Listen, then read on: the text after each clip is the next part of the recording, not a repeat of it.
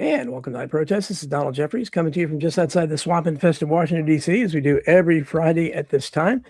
We have another great panel discussion for you. We're going to go into Tyler Robinson, Charlie Kirk, part 2. We have some more people here who have really delved into this deeper than I have.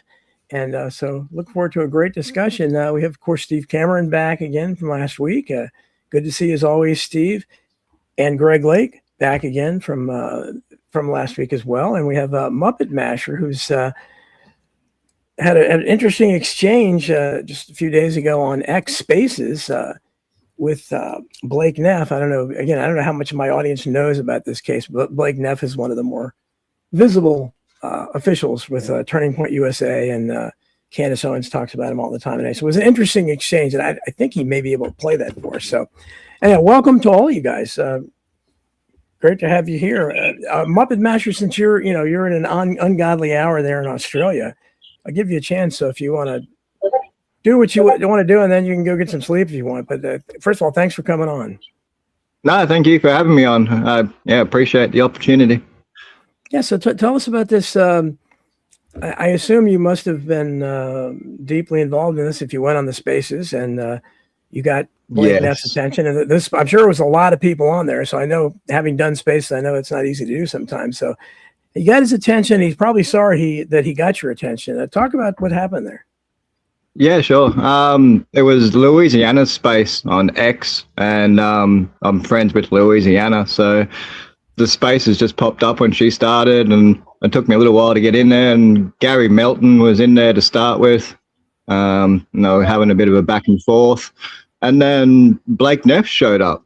So I've been working on this Charlie Kirk case for 10 months. I've done over 5,000 hours of research into this, so I've got a pretty good background knowledge of what happened on the day.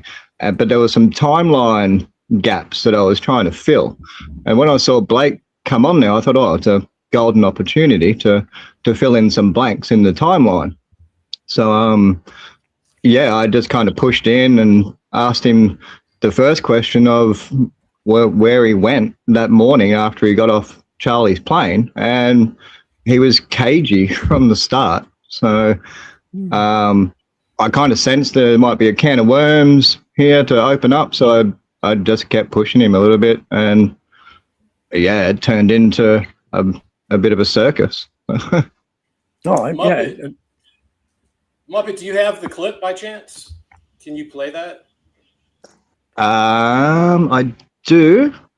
Go ahead, Give me a second. while he's looking for that, if you had a follow-up. That would be great. Yep. So I was under the impression it was Blake Neff's Spaces, so he just showed up on somebody else's Spaces. He did, yeah. Wow. Okay. Yeah. Louisiana has a pretty big following on X, and I think she's had Gary on there a couple of times before, and I think Blake showed up because Gary Melton was in there, and I think he thought he had a bit of a shield and a bit of support in there. So I have no idea why he actually got on there, but he wasn't prepared.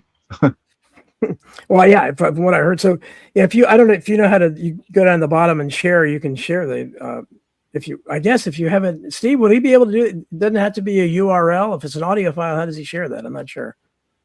I'm not sure. It should, you don't have the clip on, like, posted up on no, it's pinned to my X post, if you can pull that up easy. Okay. Okay. Let's take a look here. I did clip out the actual questions that I asked Blake and just put it into a little video, but it is pinned to my profile. How long ago did you? Oh, it's pinned. It's at the top. Oh, yeah. Okay. Here it is here. Let's see. Let me see if I can. Hey, there's Jon Bray. Jon, can you hear us? Yeah, I got you. Thanks for coming on, Jon. Jon, I appreciate it. For joining the discussion. Problem. Honored to have you so much. Thank you. Good to see you, Jon. And I sent you a text via X. Sorry for the delay, but we're kind of running by the seat of our pants here. Yeah, we had a problem with the link. Sorry. You send me a DM on X. It may be 3 days so I get it.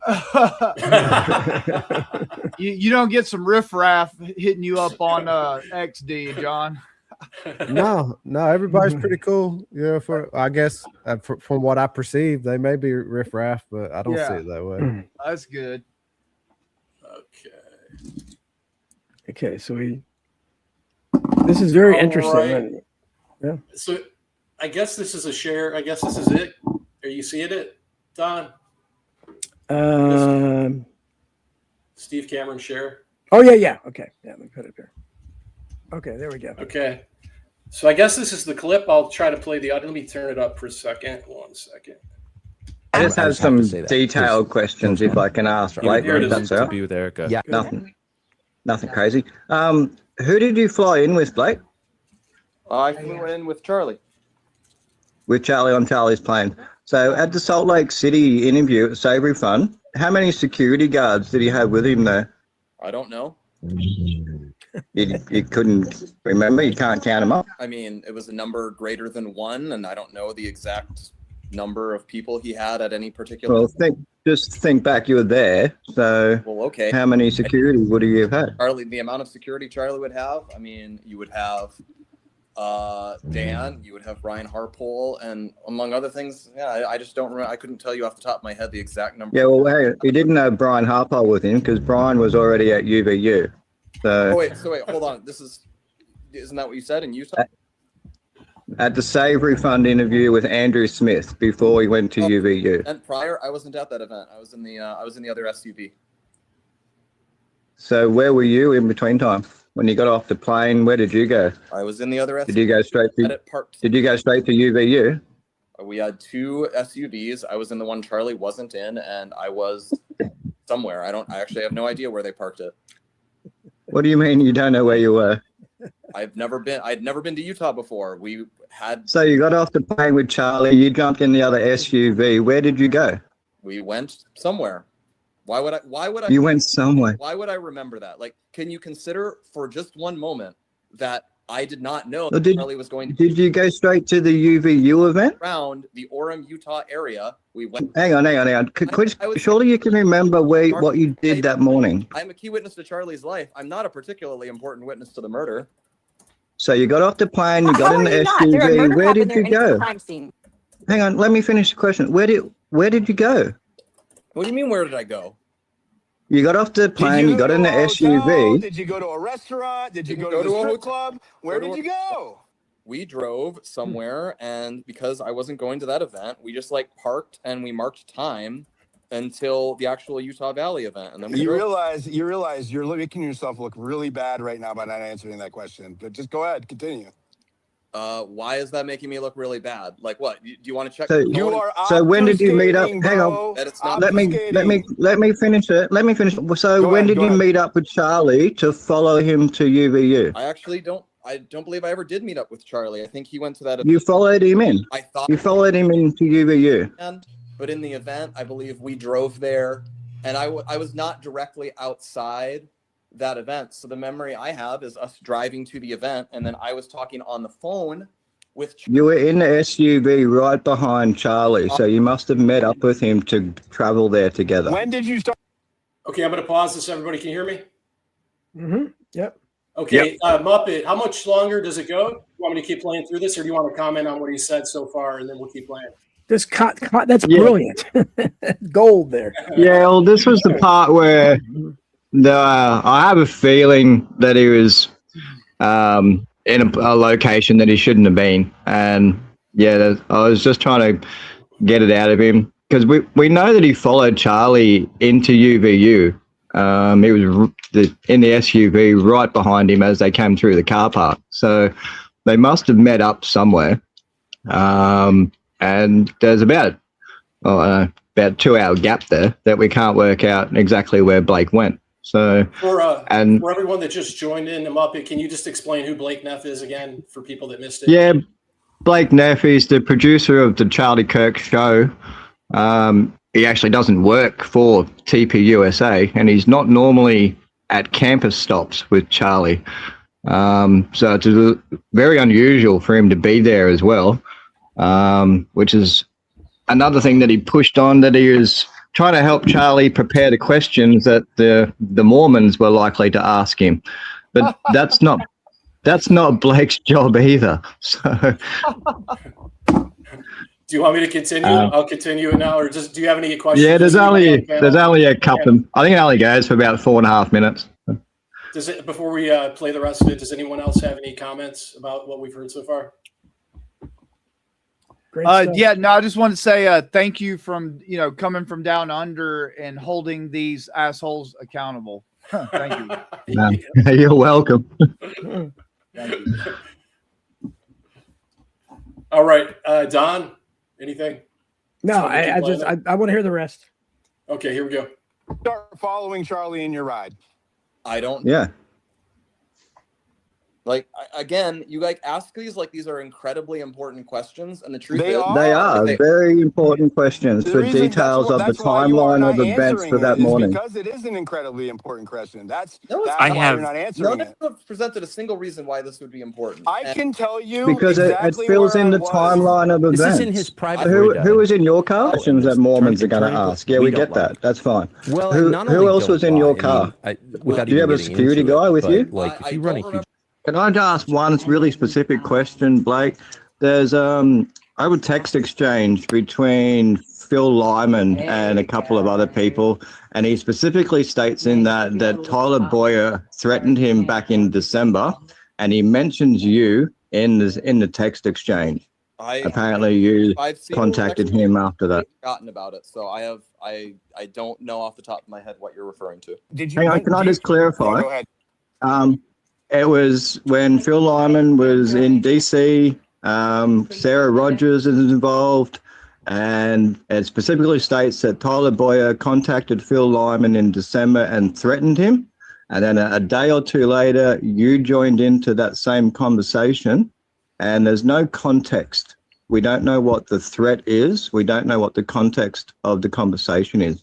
Can you clear that up? I don't have any real memory of this, and I'd probably have It'll be in your phone. You had text messages with Phil Lyman or phone calls with Phil Lyman. It'll be in your phone. Maybe you can come back to it, Blake. Do you remember? Okay, I'm going to pause there for a second. Muppet, can you tell everybody that's listening here who Phil Lyman is and what you're referencing? Yeah, sure. Phil Lyman was running for Congress actually in Utah. Just after Charlie's incident is when he actually launched his campaign for the congressional race, and luckily he lost. But Phil Lyman was there on the day. He had a meet and greet with Charlie beforehand and had some photos taken.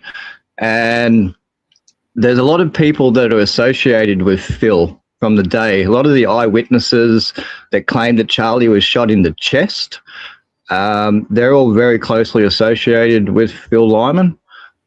George Zinn, the decoy, he's very closely associated with Phil. And there's quite a few people that played a key role on the day that were all associated with Phil Lyman. So I was very accusative at the start and thought Phil played some kind of role in this. And I ended up reaching out to Phil Lyman, and we had some phone call conversations. And then it was, I had a bit of a falling out because I found out Phil had lied to me, and I have a big issue with liars. Wasn't the issue that he originally said, the story was that his family member, I guess it was his aunt or cousin or somebody that lived across the street, had sent the ring cam footage to TMZ, and that yes, But then he came back and said that the police took his footage, that person's footage, his Phil Lyman's relative, and yes, told Phil to send it to TMZ. But he said that the footage was returned like a day or two after, and that the police told him to send the footage to TMZ. Which is that what the lie you're talking about? Because that footage was sent to TMZ the day of, if I remember correctly. yeah, it was. the police came and collected the SD cards out of the camera, and they actually downloaded from another camera next door because they didn't have a SD card in it. And that footage was shown on TMZ, and then they apparently returned a day or two later and advised them to sell their footage to TMZ. And there was a bit of a discrepancy in his timeline and what he claims that he saw. Like, for example, he claims that he witnessed them carry Charlie out to the SUV. But you can clearly see on his video, by the time he comes out of the Sorensen building, that Charlie's already been carried out. Right. And so he also, his story is also that after he did his photo ops near the tent, there was a point where he said he wanted to go meet somebody, and then that's what led him up to the second floor of the Sorensen Center on the balcony, and then he walked in the breezeway doorway, and then he heard the shot, and then he immediately turned around a couple of seconds later, turned on his phone, and started filming. But that doesn't make sense, because if you time out other video, and I believe it was Adam, Life is Driving, his video. So if you sync his video up with Phil Lyman's video, Phil Lyman couldn't have started filming until about 20 seconds after the shot. I mean, 20 seconds doesn't sound like a lot, but if you stand here and count, 1 to 20, it definitely differs from what he originally said. He said he started. And there's only about 16 seconds before they carry Charlie away, so after the Big Bang. So by the time Phil gets back out on the veranda, he did not see them carry Charlie out. And he also said that he heard the shot. He said, didn't he say he went on a show before anybody, I think, found the rifle. He said it sounded like a 30-06. Yeah. He was the first person to say it sounded like a 30-06. Sorry, Greg, go ahead.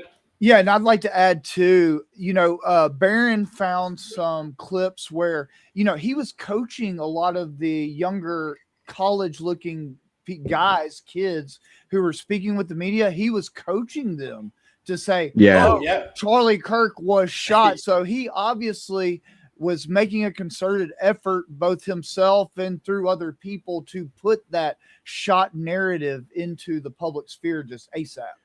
I think I know what you're talking about, Greg. You're talking about the young guy that was being interviewed, and then the camera girl goes 3, 2, 1. His name Jacoby or something? Jacoby. I saw Charlie Kirk get shot. That guy. And he was lipping it as he was saying, Phil was lipping it. Yeah, he was. Yeah. Like he had. And if you actually see the start of that video, they actually prompt him. He asks, "Are you recording?" And they go, "Yep, okay, go." And then he starts. I saw Charlie get shot. Is that the end of the Blake Neff exchange? Because we got Adam now from the One Podcast, and I want to just make sure we can get around everybody. Or is there any more to that audio? Yeah, well, with that actual text message, I'm still trying to drill down on that. That screenshot was shared to me from somebody else. It wasn't my conversation. But reading through that screenshot, I really would like to know why Tyler Boyd is threatening Phil Lyman in December. Is he threatening to stay silent? I'm not sure. So. Yeah, very interesting stuff. Well, we got, I don't know, should we take that off, I guess? No, it is off. Okay. I want to make sure we talk to Jon Bray. Thanks for coming on. And I understand you're the people associate the exploding mic theory with Candace Owens, but I understand you're the one that first came up with it. So talk about how you came and became interested in this case and your research on it. Basically, my first kind of run-in with the event was just scrolling through my phone a video on X. I believe it was the 13 MP4, which is like the front view but a little bit further away, and it just looked fake to me. Like, my immediate reaction was like, oh, this is just people that hate Charlie Kirk making some AI slop. So immediately I go and look for news articles, and then I see that Charlie Kirk's shot, but then the very next thing my brain jumps to is that he was obviously shot in the chest, and I thought he had like soft body armor on. And because I was trying to explain the shirt movement, like the very obvious thing is like, why does one shirt jump up, up around your face. Like it was a very strange movement of the shirt, especially the shirt collar. So I have a background in body armor, so ballistic testing with body armor. So I understand like how it moves, how it kind of reacts to impact. So I started to make a Python script that could give me an indication of where he was shot at, because through the deformation of the soft armor, the layers, it's like a catcher's mitt. You know, the deepest point of deformation shows you where the impact was. So I thought I would be able to get an idea of where he was shot at, and try to explain like it had to be an edge shot, right? For the neck wound obviously wasn't a direct bullet impact. I knew that from the first time seeing it. Like that wasn't a rifle impact directly to the neck. I thought it was a deflection. So my goal in making the first script that I ran was to figure out how close to the edge the bullet struck the soft armor, and to try to explain why the bullet kind of was deflected and struck his neck. But it didn't take me very long to realize that obviously he didn't have any armor on that day. The only thing that was underneath his shirt when he was sitting there was his cross pendant necklace and microphone. But I went ahead and ran the script that I made for the soft armor, and it kept flagging the peak deformation, kind of the epicenter of the event underneath the microphone, around that right collarbone, which made no sense to me, right? It's the opposite side of his body. And then I really went and slowed the video down, and you could see the kind of trajectory of the microphone clasp. It kind of crosses his center line, which made no sense to me either, right? Why is his left collar raising up around his face? And why is the magnetic clasp underneath his right collarbone crossing his center line, kind of towards the same trajectory where we see the neck wound? So that immediately, you know, it wasn't even a year before that we had the Lebanese pager attack. So immediately in my mind right away, I was like, all right, this could be a modified electronic device, right? That we're witnessing, like that you know, that were the rifle shot obviously didn't impact him anywhere, because we didn't see any ballistic evidence of a rifle impact where Charlie was. Though we heard a rifle shot, but outside of that, like there's no evidence that Charlie was struck by a rifle. So I just had to piece together from the few video angles that we had to try to kind of reconcile the data that was clear, right? The shirt balloons, the magnetic clasp moves across his chest in a trajectory that's similar to where the neck wound appears, and his shirt collar raises up around his left side of his face. And we get a neck wound that has delayed bleeding. It's a kind of a rectangular shape, and it appears to be like a medium velocity impact, more like a impact you would expect from like a shrapnel, a secondary event from an explosion.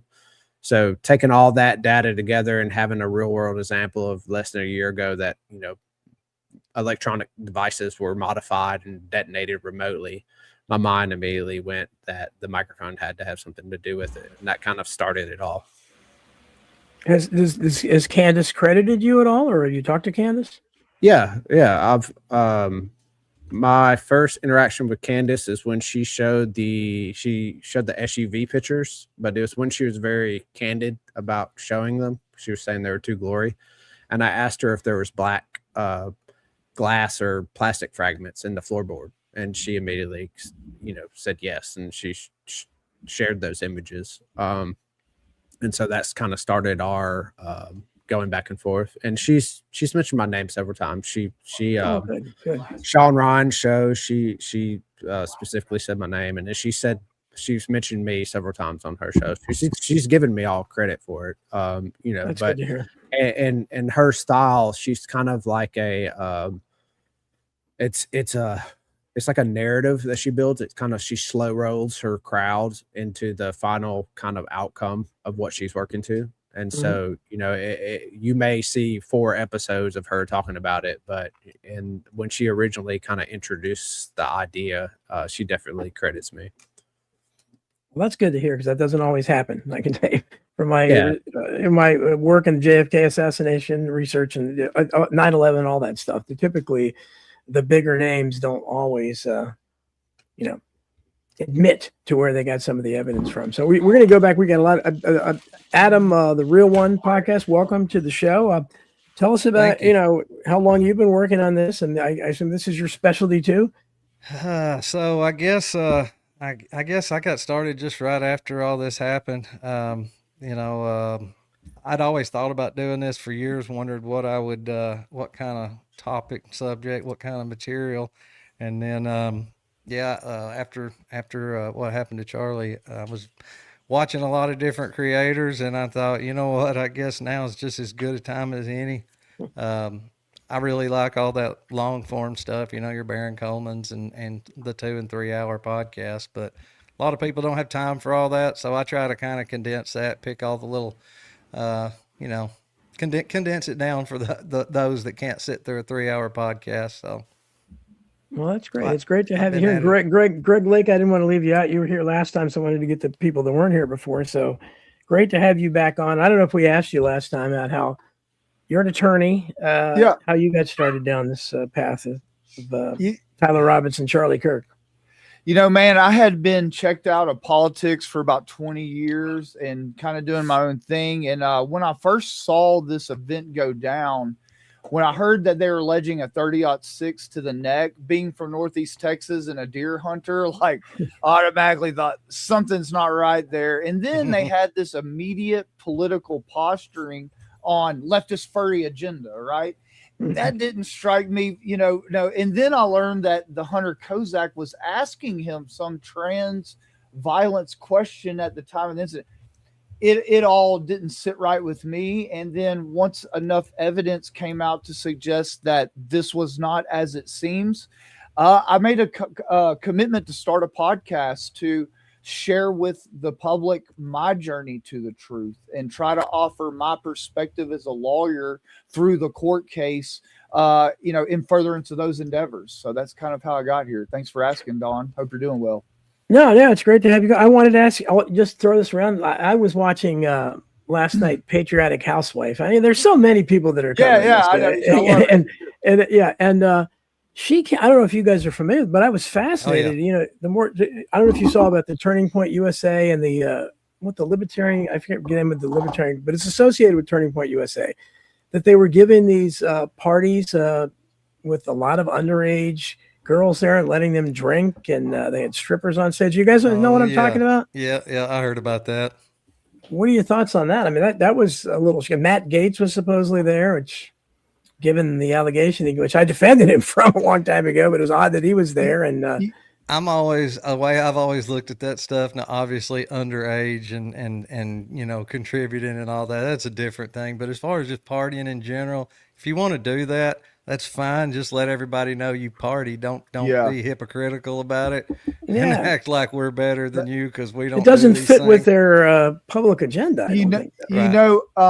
There's a guy, Matt Tucciaroni, who used to work for TPUSA in Arizona, who's made the podcast rounds a few times, and he's openly homosexual. Really nice guy, as a matter of fact. But he says that. There's a lot of underground, homosexuality going on within TPUSA. And I think that a lot of it has to do with compromising people in their own organization, meaning that they bring these people in, get them involved in under the table homosexual or other devious acts, and then use that as kind of, and this all allegedly, as kind of like a method to control people within the organization. It's all, if it's true, it's a very sick system that they have going over there. Yeah, no, it is. And I just, again, it's because it doesn't, Blake Neffs, we were talking about him earlier, wasn't he fired for somewhere for for being terrible and racist. Yeah. Tucker fired him. Tucker fired him. That's right. Yes. He also worked for the Stu Peters show, and he got fired from there as well. Okay. Yeah. Wow. So it's incredible. So how do we, Greg, especially since you're a defense attorney? Yeah. Now I guess we have a break until September when they come back, but how did you think the defense did during the preliminary hearing? Because again, we talked about the one time definitely where they should have jumped up and cross-examined on the timestamp and the Discord chat and all that. Do you think that they will break tradition with all the other trials like this we've had, going back to the Lindbergh baby trial, where they get this kind of representation where they're not even as good as a public defender? What are your thoughts on that?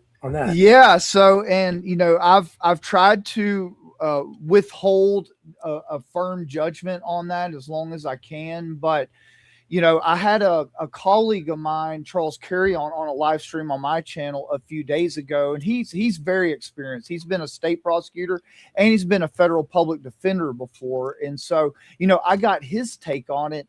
And yeah, he's at a loss too to understand how they could have, you know, their performance is unexplainable in terms of they're actually trying to do their job. So like now people are wondering, well, are they actually in on this operation doing that bad?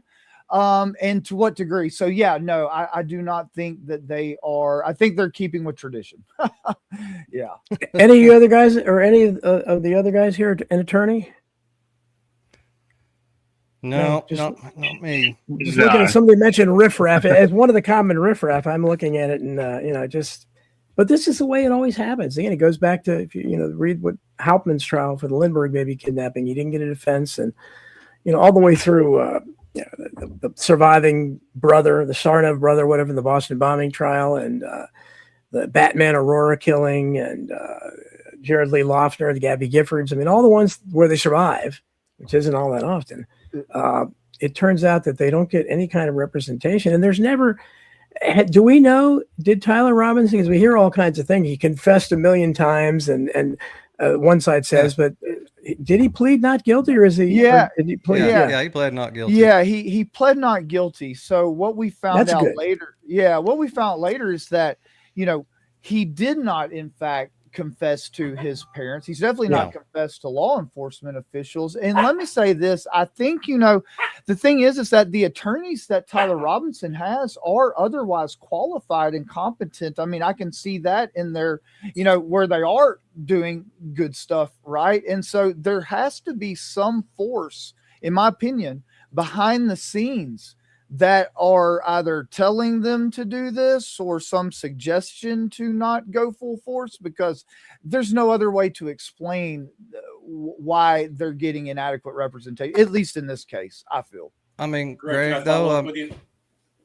go ahead. Oh, hey, first, Adam. Hey, man, good to meet you. Yeah, you seen too. Kind of in person. Thanks a lot for getting this together. I want to give a shout out sir. to Brett Booth too, Yes. for getting Yeah, all this Brett. together as well. I always Thanks a lot, say he's the Brett. man. He's the Thank man. you, Brett.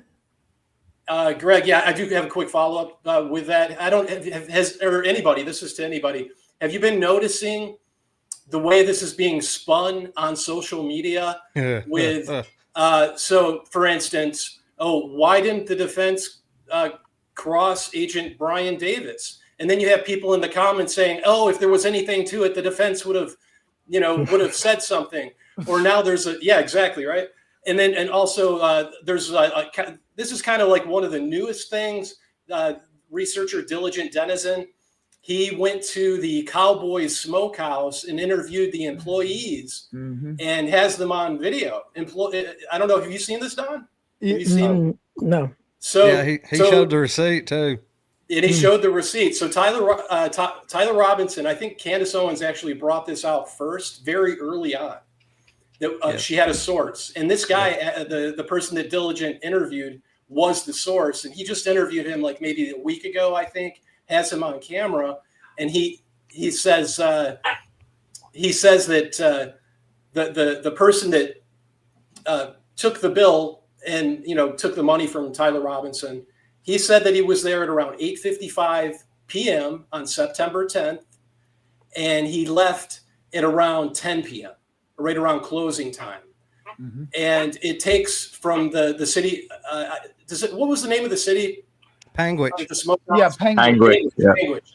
So Panguitch, I guess, is 3 hours south of Provo, Utah. So it would have taken Tyler Robinson if he would have left Panguitch at 10 p.m., he wouldn't have arrived in Provo, Utah until 1 a.m. But the state is saying that Tyler Robinson was there, hiding out, waiting for the cops to leave so he could go retrieve Grandpa's rifle. Well, and they're basing his guilt on the text messages when his text messages said he was there at whatever at 12 a.m. at around 12 a.m. And his fingerprints are on his fingerprints are on his rifle. but he admittedly Yeah, imagine that. He also has an interaction with Officer Wyforth at 12:30 back at UVU. Allegedly, and the driving time just doesn't fit in with their timeline. And let me say, well, I was going to say real quick, Greg. Yeah, go ahead. So the people on the socials are saying, "Oh, well, first of all, they're like not getting it. They're like, this doesn't prove he has an alibi. The unaliving of Charlie Kirk happened at 12:30 p.m. They're not getting it that the state says that Robinson was in Provo during this time that he was in Panguitch. Mm-hmm. Right. Yeah, and so and everyone trying to counter this, and they're trolls, they're bots. We know what side of the Donna Pappas, I don't know if she's right or not. She said Tyler Robinson has not entered a plea yet. Maybe they don't enter a plea until the real trial. No, he's pled not guilty. Yeah. Let me say one thing about that. So where I said that there's some force behind the scenes that get to these defense attorneys, but these people at the restaurant had apparently spoken with the FBI. They had reached out to the state prosecutor. I think presumably the defense, at least through Candace's show, should have known about this, yet none of them followed up with it, right? Yeah, none of them followed up. The witnesses say they didn't. The witnesses said nobody came out to interview them. The defense didn't come out to interview them. So when me, people this say, is a concerted effort, right? This is a concerted effort amongst all sides in this towards the same goal. And I guess we don't know what that quite is yet, but be the prosecution of Tyler Robinson, essentially. So my question to you about that, Greg, real quick, is that there's no reason why the defense shouldn't have interviewed them. So, I mean, exactly. I mean, so there's no, even whether it was true or not, the defense should have been up there. So, I mean, this is why I think that the defense is in on it. Yeah, me too. Oh, yeah, they usually are. Yeah. That, and then also not, and let me say this about not cross-examining Brian Davis and why I think it's the whole courtroom's in on it, because, it happened right before the lunch break. They conveniently stopped the state's direct examination just right before the lunch break. And then judge just kind of quietly asked about, okay, well, then we're going to cross-examine. And then, the attorney quietly said no. And within 10 seconds, they're like, okay, going to lunch. And just, you could tell there was a concerted effort to really keep it quiet, that they weren't going to, just a lot of courtroom, them working in tandem with one another. I've seen. This is a pattern again we've seen in so many of these cases. Debbie Smith, thank you very much in the chat. John, I will give you a chance to chime in. What are your general thoughts of the preliminary hearing? I think it made the obvious even more obvious. I knew by how much they were allowing the public to infer that they had key data that they didn't have, like fingerprints from the roof, a clear visual of the rifle being anywhere on the roof, the whole chain of custody for the rifle to be the murder weapon. It needs to be seen in and around the crime scene, and we don't have that. The only thing that ties Tyler or the murder weapon to the roof is a screwdriver. Which the chain of custody is broken because the camera conveniently runs out of batteries right before they see it. And then we have an unidentified officer that just has a badge that's there during the very moments when the screwdriver is found. And a screwdriver is a screwdriver. Like it's not, it's not a necessity for the murder of Charlie wasn't killed with a screwdriver. The only thing that ties it to it is that they infer that it was used to put the rifle together, but we never see the rifle. So what does it really infer if there's no rifle to be seen to be put together? And we're only to pretend that the rifle in the stock are down his pants. It's just a game of they put enough pieces together and they allow everyone's imagination to fill in the rest. And they make scandalous, accusations about Tyler to make people want to dehumanize him. And then it's very easy for people just to fill in the blanks and want to just see him, get the firing squad. And so it just seems more like a psych op than it ever has before to me. Yeah, because if they convince the public, before the trial starts, if they convince the public that he's guilty, or a big portion of the public, then when he gets Epstein, then nobody asks any questions. Nobody cares.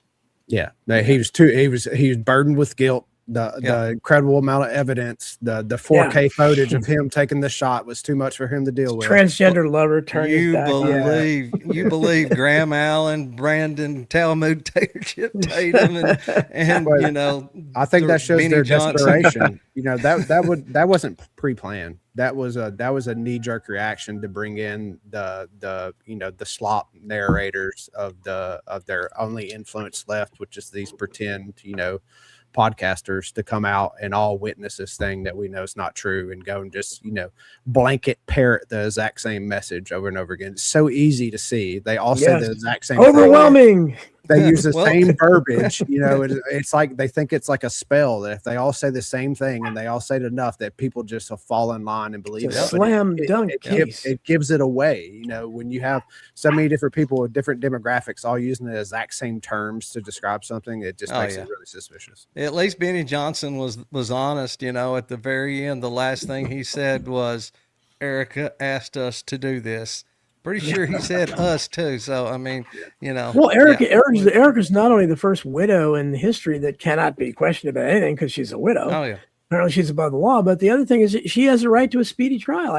Somebody said that they actually passed that law in Utah that I guess family members or just her. Right. I suppose the defendant has a right to a speedy trial, right? Well, and not only that, but one of the first I've seen ever heard of that had a right to, all of what should have been considered evidence. I mean, we start talking about necklaces and phones and a lot of items that should be locked up in a locker somewhere, sealed in a bag, waiting on a trial. I don't know how many, I've been at this for a long time, obviously. The JFK assassination is my wheelhouse, so that's where I really started going down these rabbit holes. But there's so many parallels here. You talk about the chain of possession. Most people, the JFK, and Steve knows, I'm sure, but the JFK assassination in a real courtroom, which it wouldn't have been an honest courtroom back then. And he would have, Oswald was trying to get a high-profile lawyer, John Apt, who was represented a lot of communists, and of course Apt blew him off. He had no interest in defending him. So I don't know. He probably would have got a terrible lawyer too if he had stood trial. But you had the murder weapon could not have been introduced in that court because there's no chain of possession for it. Both the officers, Eugene Boone and Seymour Weitzman, that found it on the 6th floor, described it as a German Mauser, ironically, and we had the Mauser involved in this case. They would just come up with this Italian Mannlicher Carcano, and there's no chain of possession for it at all. Legally speaking, what was found on that 6th floor was a German Mauser. So if a competent defense attorney, Greg, am I right, would just say, Your Honor, there's no, where did this Italian Mannlicher come from? Chain of custody is extremely important. And, in a lot of my cases in the real world, a lot of government officials just chain of custody because so many criminal cases plea out. Very sloppy and haphazard with it. But you have to prove the provenance and authenticity of an item of evidence. And, like the videos with Terrell Farnsworth taking those SD cards before, the government got possession, it creates real problems under the rules of evidence if either side wanted to later get those videos into evidence. What about the fact that the FBI to even access all of that footage, had to go through Turning Point at least for a time. And then, we plainly saw him pull out SD cards. No camera takes a flash drive, but yet he said right there on the stand that they received flash drives. So they did not get the original. No. They didn't get the original copies. No, and that's tampering with evidence, obstruction of justice. And, they arrested someone a few days later, right, who took a selfie within the crime scene tape. Yet in the immediate aftermath, we have, it's the most heinous. And, my buddy, my lawyer buddy, Charles Carry-On, we had a live stream the other day. That's all he wanted to talk about was just how heinous and incredible that something like that is to happen. And what about MLK? Good God, there's a lot of people that's talked about that over the years, but if you've ever heard Judge Joe Brown talk about it, same scenario there. Wrong gun. Gary Melton always wants to say, are they just so stupid that they can't get the right gun? Well, historically, they never can get the right gun, obviously. No. There's a famous photo after the shot where they're all pointing that way, the opposite direction. Yeah. You know what I'm talking about? It came from over there, but And the guy, by the way, cradling his head or whatever on the balcony of the Lorraine Motel was an admitted CIA guy. You know, they're which they always have. They're surrounded by these guys. But Bill Pepper, who was his attorney later. I mean, it's astounding testimony. Of course, he got no play at all. But he had witnesses inside the hospital that described a doctor suffocating King to death. They said the bullet didn't kill him. I mean, they named the doctor that they were accusing of, and it got no play in the press at all. This is the great civil rights leader. We have a holiday named after him, and some obviously racist doctor, I guess, was accused of suffocating him to death, and they named the doctor. I didn't know about that for a long time too, and until John Barber told me William Pepper was. But these things they're. That's why I don't have any confidence, because they've let we already saw, for instance, in this case, the SUV was destroyed because it was sold at auction. Mm-hmm. And that was a very important piece, whether, John's theory about what was in there in terms of exploding Mike or whatever else, the lack of blood or, anything, but they couldn't be examined. But we already had that precedent with the JFK assassination, where the Secret Service washed out the limousine, which was a crime scene, right before he was even pronounced dead. Mm-hmm. And then they also paved over the crime scene. Yes, paved over the crime scene, and they replaced the windshield in JFK's limousine. So they have a precedent for doing this. They do this all the time. And then, they wouldn't, very famously at Oklahoma City, Stephen Jones, who was McVeigh's very inadequate defense attorney, he kind of conspired to do it, but they wanted to have independent investigators inspect the rubble for traces of bomb residue, because most people think there were bombs there. Yeah. And they wouldn't let him do it. They carted it off. Due process should require, under normal instances, due process would require that a defense attorney or their investigators get a chance to examine the same scene or evidence that the prosecution's going to be or having examined or used to against them, right? Yeah, it's incredible. And I hope the public doesn't let this go. I hope this continues to I don't think it's going to happen. I don't think it's going. This one's not going to get let go. I don't believe. Well, the great thing. Greg, could I just clear up one point about the plea?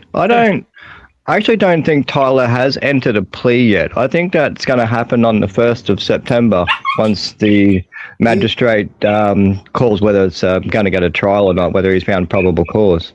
I think after that is when he actually asked Tyler to enter his plea, if I'm correct. No, so when he was arraigned in America, whenever you're arrested and then you're arraigned, you make your initial plea. Now, he's not stuck with that plea. Yeah, but the fact that we're even going further in a proceeding means he pled not guilty. Had he pled guilty at the arraignment, none of this. Then he would have been sentenced right there. Okay. Now he will have another chance to maybe they ask him again, but there has been a non-guilty plea entered just because we're still having a proceeding. Does that make sense? Right. Yeah. Okay. Yep. Well, we're a few steps ahead of where we always have been then. Because typically, that's why I don't know if they're doing this because I don't know what they're doing. A lot of stuff, the open discussion of Zionism that's taken place and all that, which never was allowed before. I'm suspicious about all these things, but I assume they're going to have the real trial televised as well, because this is important so the public can see the sausage being made. Because you've already seen the defense not cross-examine somebody they should have cross-examined. So that's just going to be more exacerbated if they don't do it in the real trial. And people can see, why aren't you doing that? And social media, all you guys and all the other influencers that are being, drawing audiences with this, you're going to be saying, why did they do this? And they're going to be second guessed. But we don't usually get to do that. The trials of Jared Lee Loughner and Holmes, the Batman Aurora killer, Boston bombing, they weren't televised. So this will be interesting to see. But I think I hope we don't let it go, because it's.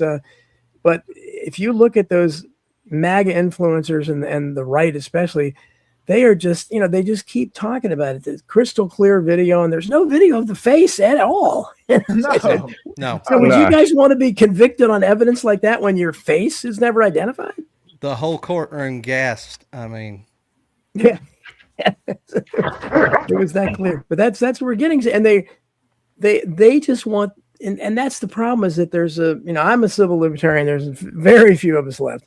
I don't expect people to do that, but it's amazing. People just love to convict people. Greg is a defense attorney, I'm talking about it. They don't understand reasonable doubt. They don't understand anything about you're innocent until proven guilty. They want this guy executed. Period. And that's they will not rest until that happens. And Erica, again, forgiving him, would she forgive him really early on, right? When she didn't have a chance to analyze any kind of evidence. I mean, why isn't she asking questions about who killed her husband? Shouldn't she be the first one to do that? Megyn Kelly wants to be there when it happens. Megyn Kelly, a lawyer. She said she would flip the switch. One week into it, she says, "I've seen all the evidence. I know what's admissible and not admissible. And I want to be there. He needs to fry." Let me tell you something about. Megyn Kelly's evil, if you ask me. Just my opinion. That something like that is, ma'am. I always love when you start talking about the rifle again, going back to the 30-06. You got Gary Melton. I can almost quote him word for word, but he says, "Well, what about Martin Luther King?" He's like, no exit wound. How do you explain that? Well, technically he did have an exit wound. I mean, it went in his face and it came out his jaw, exit wound. Then it went back into his body and traveled down into his, down in, way down in there. Steve, you look like you want to share something. You have something you want to share again? Oh yeah. If you have a moment for everybody. So what I was talking about. Add to this. This is the interview that Diligent Denizen went. He did this in person. He found the witness. He went to the restaurant, Cowboys Smokehouse, and this is the. So he's obviously anonymous. He's protecting his identity here. Sure. So I'll play it. Hopefully the audio isn't too loud or too low. All right, I'm here interviewing one of the employees that met, who they say it was Tyler Robinson, on the night of September the 10th, around 9 p.m. Here at Cowboys Smokehouse in Panguitch, Utah. So how long have you worked at Cowboys? I've been here about a year and a half now. A year and a half now? Yep. And were you here on the night, were you working on the night of September? Yes, I was working here. I remembered him coming in, sitting at the bar. He ordered a steak, a couple beers.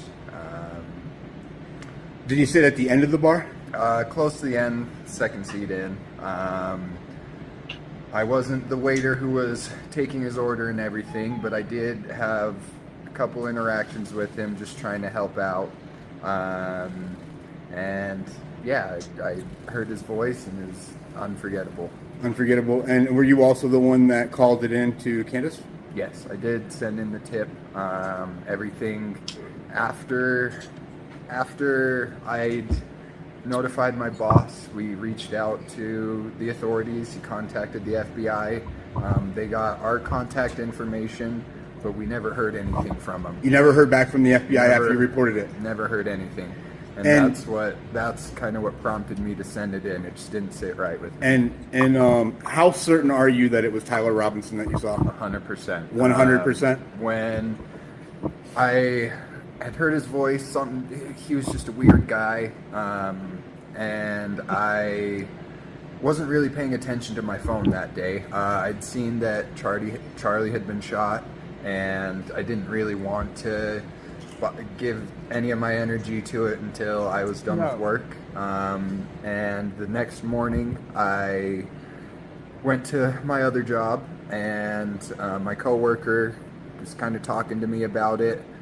He pulled up a picture. He said I looked like I was a little shocked by it, because I recognized the face. And then later that night, or that day rather, they released a video of him getting his college acceptance letter, and when I heard his voice, it was no doubt in my mind that was him. And do you know what time he left? It was close to closing, so it was around. What time do you guys close? 10 o'clock. And the receipt that I have here, and I have the receipt that was used that night by him, says 9:47 on the checkout time. Does that sound about right? Sounds about right. And I was the one who helped him check out too. And you were the one that helped him check out? So you're the one that you took the card from him? Yep. Okay. And that's just like I told I took the card. I figured that would be good information for the feds to look into it, and they never checked into it, not once. I don't know if they checked into that. I know they got that information from my boss. So they got the information, but you don't know. You never heard back again. Never heard anything from them. No. The defense, did the prosecution ever reach out to you guys to come testify or anything like that? No one's reached out to us at all. Has the defense hasn't reached out to you? No. No one's reached out to you whatsoever, even though you saw him that night. Yeah, no one's reached out regarding anything to do with Tyler Robinson. Yep, that's it. And he did post the receipt. Let's see. I don't know if any of y'all have done it, but I've got a summary I did when I ran it through ChatGPT. If you're interested. Sure. Yeah. Well, again, yeah, explain for the audience what the significance is. This was at what time that he was supposedly there. So right here, this is the receipt that Diligent Denizen posted on his X page. 9:10, 8:55 p.m. is when he ordered. And then when he left was 9:47 p.m. And this is Utah time. The state is saying that Tyler Robinson was in Provo, Utah, like hiding out in wait and texting his Luna saying, I'm trying to retrieve the rifle, but there's vehicles, so I may not be able to. Grandpa's going to be upset. Yeah, so the text reads that he's right there waiting for the rifle right around the time he's at this restaurant.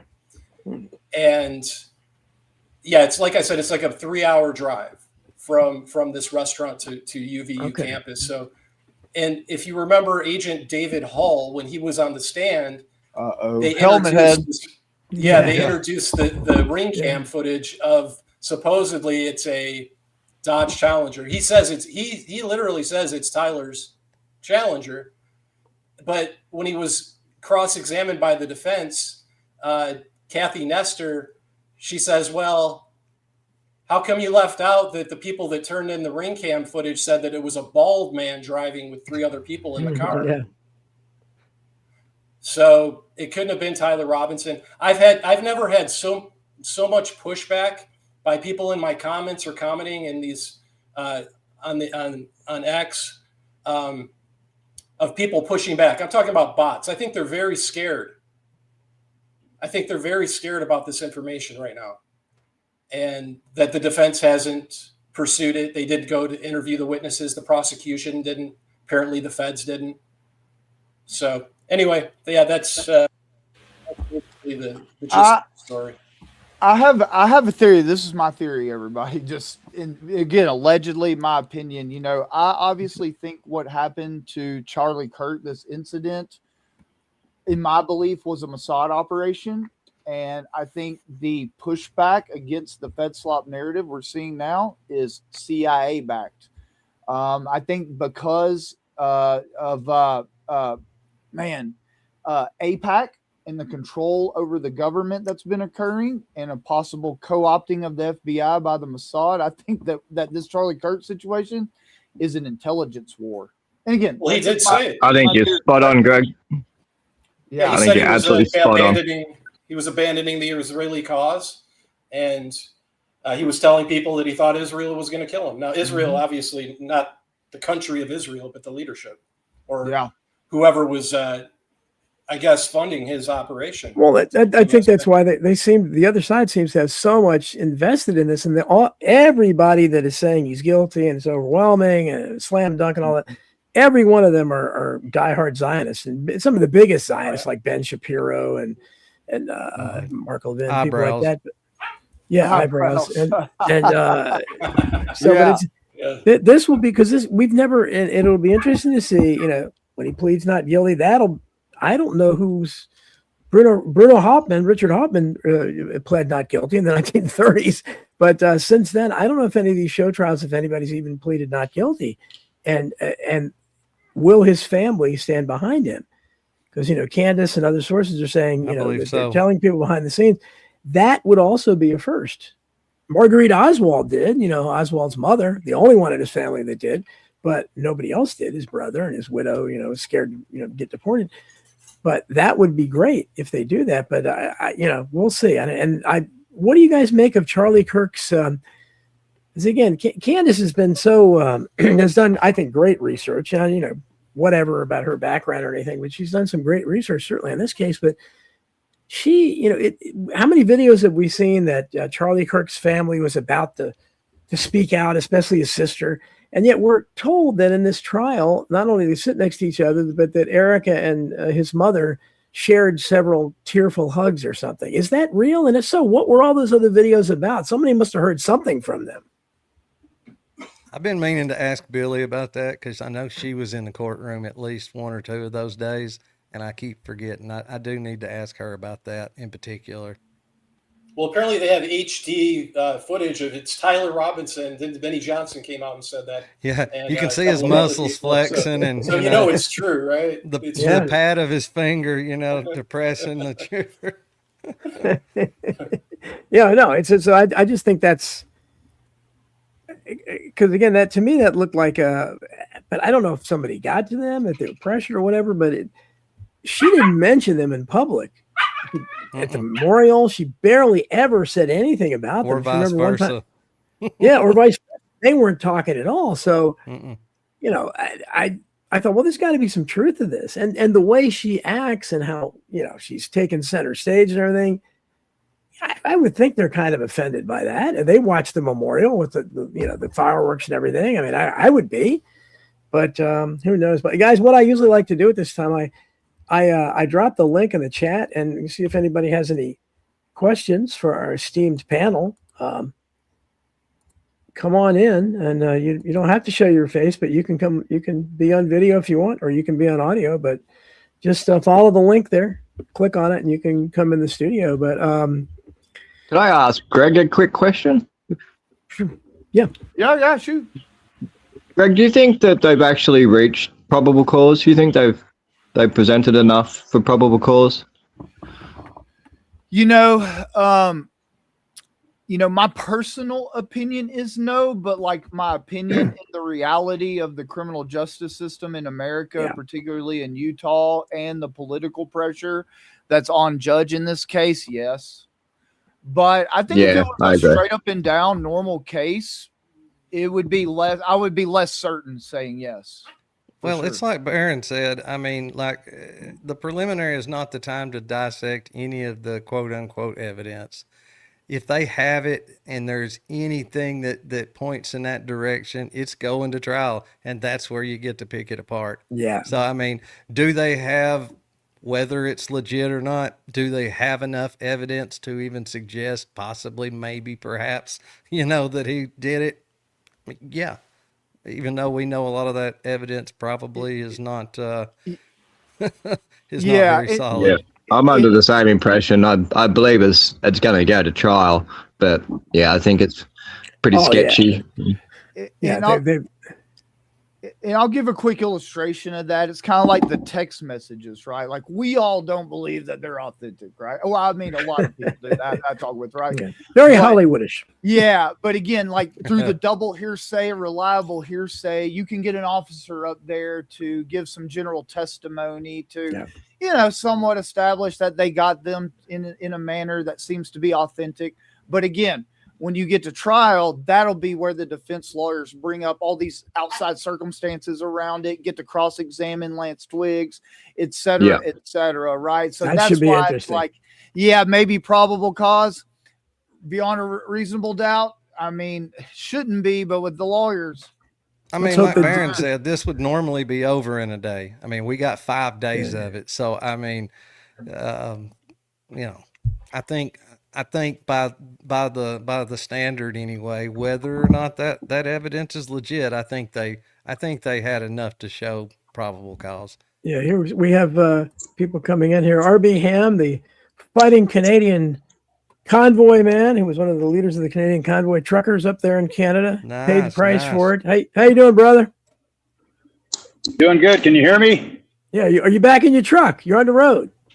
Yeah, I'm gonna quickly give my quick theory, and then I gotta go because I'm loading some lumber here at the Meadow Lake lumber, and it's 90-degree weather too. It's not pleasant, so here's what I'm thinking, because when I first saw it live, what happened to Charlie, It looked like he had a Chester cast on, one of those Hollywood prostheses. That's why his shirt pumped up, and that's why you have that wound to the neck, and the blood comes out in a stream like gravity. Like there's no, he didn't get. When he got shot in the neck, he didn't have the blood going backwards. You know, there was no exit wound and all that stuff. It just seemed like a little pinprick, and the blood was coming out in an arc, and it just settled, you know, right in front of him, like it was like gravity. Like, yeah, it didn't look natural at all. It looked like it was one of those Hollywood prostheses where the blood squib gets squished out from he was wearing the prosthesis under the shirt. The blood squib gets detonated from a remote location. The blood comes out. So what my theory is that he was in on it at the start. He thought this was going to be a staged event. They were going to stage his death, and then he was going to go to Valhalla. But I think they double-crossed him, and they also shocked him with his microphone or whatever, like gave him a shock to knock him out. And then because when they carry him to the SUV, there's no blood anywhere, no blood on anybody. There's no bloodstream. If you're hitting your jugular, there'd be blood everywhere. The guys would be covered in blood carrying them, but there's no blood anywhere, right? And you have also, and we covered this on my show, Don. We have the anomalous activities of all those people that were videotaping, not videotaping Charlie, but videotaping the crowd, all that stuff. Yeah, if you so look at weird. yeah. So what I think is they double crossed them. Once they got him into the SUV, as they were taken to the hospital, of course, the farthest away one, not the nearest one. They finished him off in the SUV because Baron Coleman had that show where he showed where he played the 911 calls of the cops communicating with each other, saying that seeing a guy's legs hanging out from the SUV, it looks like he's trying to escape. They were busy talking with Ben Shapiro's security team, consulting them. Yeah, so that's my theory is that he thought he was going to be like go along with the program. Maybe he was threatened. They said, "Look, you either do this, or we really will kill you," and this is the plan for him. And then they double-crossed him and took care of him, finished him off in the SUV, and that's my theory. I don't know if you guys would go along with it. I'm just saying, from what I saw, and me and Don covered on my show, that very anomalous first shot that he gets, and the blood coming out of his neck in a pinprick, and like he was wearing one of those tubes that go up the neck that cover makeup, and then they detonate the blood pack, and it just squibs out, and it did not look normal. Well, it makes more sense than Tyler Robinson did. I appreciate you, brother. Okay, I got to go. Love you guys. Bye. Try to stay cool. Thank you, sir. Take care. At Darby Ham. So what do you guys think of that? I've been having trouble with the amount of blood. Okay. And my special forces brother-in-law also too, about the amount of blood that we see, at the main event. Them, taking care of him on the way to the hospital. Then I can't totally rule that out. It doesn't sound far-fetched. Well, some blood showed up in the limousine, especially when they were analyzing John's, exploding microphone in there and the little pieces. But what I was on a show and we did this when they were carrying him, the video of them carrying him to the SUV, there's no blood coming out. There's no trail of blood anywhere. And it's very odd, and he's also talking about we're looking in the crowd for strange things. There's a woman, especially she has a bird's eye view that she could have filmed this event, and she's turned and she's filming something else. She just literally has her back to him doing it. It's very odd if you look at what's going on in the crowd. But I'm sorry, go ahead. John, you should take this one, but I just want to point out there's a couple things I do want to point out. So at first, that seemed really strange. The dispatch call saying that somebody was hanging out of the vehicle, but it is a fact that when they left, that door was not closed.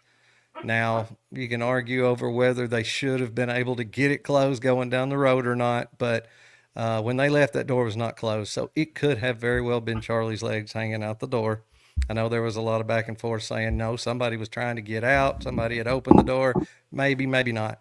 The other thing is if John's theory holds true, which, I mean, obviously everybody knows that's the way I lean, with the way that happened, his heart would have stopped. There was a lot of blood that come out of there initially. It wasn't just a trickle. And then past that, heart's probably not beating. So, there wouldn't be just a an insane amount of blood. I mean, you look at what came out in that first split second, you know, a body doesn't hold enough blood to maintain that from there to that vehicle. And I do know there are some shots that do show at least a small blood trail. But yeah, John, you take it because you've answered these more than anybody. I think if you look at Charlie's physical reactions immediately before the neck wound even appears, he's given the indication that he's already experiencing fatal injuries before the neck wound's even visible. So his knees clasp together, his arms clench, his elbows go out. It's pretty obvious that he was in a near fatal state before we even see the blood start to erupt out of his neck. And I don't think anybody can act that good either. Yeah, it doesn't surprise me that we didn't see any pulsation from the jugular wound, right? We just see basically like his system depressurizing. We see an initial surge of blood, and then it kind of trickles off, and as he falls over, it's less and less. But we know that there's a good amount of blood on the table. You can see pictures of it. We know the people that pulled the sod up, the sod was soaking with blood when they were rolling the sod up off the scene. It was dripping blood on their arms. And we know that there was at least still some blood that was able to kind of smear around the SUV on the seats, seat belts, the floor, some of the particulate we see around the floor. So there was a good amount of blood. I would say that the blood would not indicate that his heart was still beating, though. I find it very hard to believe that they found a pulse. I think that was just a ruse. We found a weak pulse. Was a ruse, and again the whole discrepancy of the people in the SUV of what happened on the way to the hospital. Were they given CPR? Were they praying? Were they not given CPR? Were they putting 36 feet of gauze in his neck? We're talking to Ben Shapiro. Did they cut his shirt off before? Did they cut his shirt off on the hospital gurney? Like, it's all very convoluted. Every time they tell the story, it's a little bit different. So it doesn't surprise me at all that some strange occurrences happened on the way to the hospital. It seemed like a very ragtag group of people to pile into an SUV when you had two trained EMTs with full kits, arms length away. Yep. I would think that two security guards probably could have tapped out at that point, and the two trained EMTs with the full kits could probably have done a better job of seeing to Charlie. So you just add all these irregular kind of scenarios up, and it leaves a lot of room for speculation. But I would say that if you look at Charlie closely at the moments from the very first movements that he has to the point where he starts to fall over, it becomes pretty clear he has all the classic signs that he's had a fatal injury well before the neck even starts to erupt in blood. I saw Patrice was trying to get in. Patrice, come back if you want. I don't know. You can come back in. I have to wait a little bit, but so I'm sorry. It was more important to let Frank Turk in the SUV than to let the EMTs with the life-saving equipment that they had. Exactly. Yeah. Yes, exactly. And they had to consult with Ben Shapiro's, and according to Tim Pool, according to Tim Pool, they were consulting with his security team too. Okay. That's a lot of phone calls going on. A lot of now I lost White Wolf. I'm sorry, White. We weren't waiting that long. Okay, we got Bronx Stomper here though. What's going on, Bronx Stomper? Hey, Don. Twisted wants to know if anybody on the panel has read Charlie's letter to Netanyahu. Yes, that supposedly came out before that. Okay. But that was before his 3 or 4 video appearances where he talked about he was questioning Zionism. Like they always bring that up, but that was before, right? I don't know. If you go back and go through that letter, and I've got a show where I read every word of it, and I give my honest take on it. I don't think it's the way a lot of people made it out to be. A lot of people were like, yeah, see, he was turning away, didn't want to have anything to do with it. Other people are like, no, look, he's just a Zionist shill. Look at him. He never changed his mind. No, I think if you really go through it and you really pay attention to what's being said, he is telling him how to solve his problem, but he's also telling him that you need to do it. This is your PR problem. You need to have your Israel people do this. Come up with a website, whatever, that's Israeli, and I'm fine with that. If you know that it's Israelis, you know what to expect from them. But when you get these people that are claiming to be America first, and, I would be totally fine with that. But he laid out how to fix the problem. But he also said, you need to do it. Y'all need to do it. Quit paying American influencers to try to, smooth things over. Yeah, You do it. And he did contradict some of the sentiment in that letter. Like he did an interview on Ben Shapiro. With Ben Shapiro, he brought it up. With Megyn Kelly, he brought it up. And one other place where he talks about being threatened. And he talks about they're conforming to the worst Jewish stereotypes. I mean, this is very clear. These are videos of him saying this. And then, of course, there's Candace Owens' text. There was, I think, the night before, where he talks about, this. He's through with Israel or something like that. Or he's just. And so, to me, that's the best evidence because it was the closest to when he was assassinated. But White Wolf, we lost White Wolf and Patrice both. I'm sorry about that, guys. So come back in if you want to. But to me, in that letter, he lays out how to fix the whole PR image. But he also says, do it yourself. Quit hiring American influencers. That's my take I don't think it helped Charlie Kirk's life expectancy when he came out and said that October 7th was staged. Yeah, no, I mean, in that interview with Ben Shapiro, when he says, we've learned to question the news because of this, that, and the other. Is it right to maybe question him about this whole subject? I thought his eyebrows were going to slap. Oh, it's so obvious that he was evolving on this, and he was saying, I just. Plus, he had been threatened. Well, Patrice was here, and she's gone again. Patrice, I don't know. You weren't there very long that time. So sorry. Go ahead, Bronx Stomper. Yeah, no. So like what John was saying, like I've said that since day one. The way that Charlie's body language was, that is a stereotypical central nervous shot.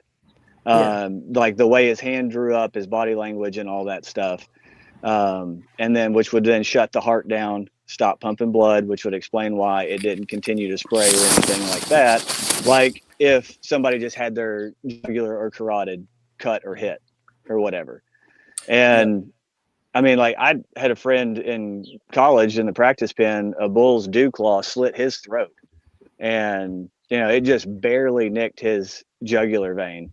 And I mean, it sprayed like 3 feet that first pump, so it's pretty wild. But I remember there was a hockey player. If R.B. Ham was here, I'm sure you remember Clint Malarchuk, who played for the Capitals back in the day, who had his jugular vein cut on the ice by a skate. And wow, I mean, half the ice was covered with blood. I mean, it was unbelievable. That happened again not too long ago, didn't it? A guy got hit with a skate during the Olympics or something. Maybe. So, but I mean, it's serious. And of course, they had people there to rush out right away. They had team doctors and everything. They have EMT people there on standby. But kind of like Charlie was supposed to have. Yeah, exactly. And he went, no, he had that SUV. And that's the other thing that never really made sense to me. Like, you can't have a high school football game or basketball game without having EMTs sitting there. Like when I was doing stuff in college, like there was all kinds of small events, not some nationally known person showing up that they would not sign off on unless you had EMTs and all this other stuff there. So that didn't necessarily make sense. And the fact that they wouldn't let, I guess there was some EMTs there, but not an ambulance on site. Bronk, hold on a second, because Patrice keeps losing her connection. She's in there now. Patrice, I want you to get your question in before your device gets unconnected again. Well, first of all, I don't believe any of this. I think they're all in on every side. Sure. But what about what Jeff Rentz brought up originally within 3 days? Yes, he was talking about that the other night. Yeah, the guy in the brown shirt. Yeah. He's Rick definitely doing Rick Cutler. Yes, that is completely in sync with what happens with Charlie. So what the hell is that? What do you guys think of the Rick Cutler theory? Yeah. I agree with Baron Coleman. I think there were a lot of people doing a lot of things to catch people's eye. Yeah, interference. I think it was interference, planned interference. There are so many people out in the crowd that do suspicious things with their very time. But then he was part of the team to come get Charlie. And he's smiling the entire time. Yep. Yes. Yeah. Cheshire Cat. Yeah. Yep. Well, we know Don, that Don. happens at all these events. Yeah. I saw that, I heard that show that Patrice is referencing, your appearance on Jeff Rent's, I guess on Yes. Monday. Yes. Yes. And he did bring that up. He's like, I solved the case like within a day. Yeah, Like, and Candace Owens did. I understand. Well, no, I don't think Candace Owens is going to mention you.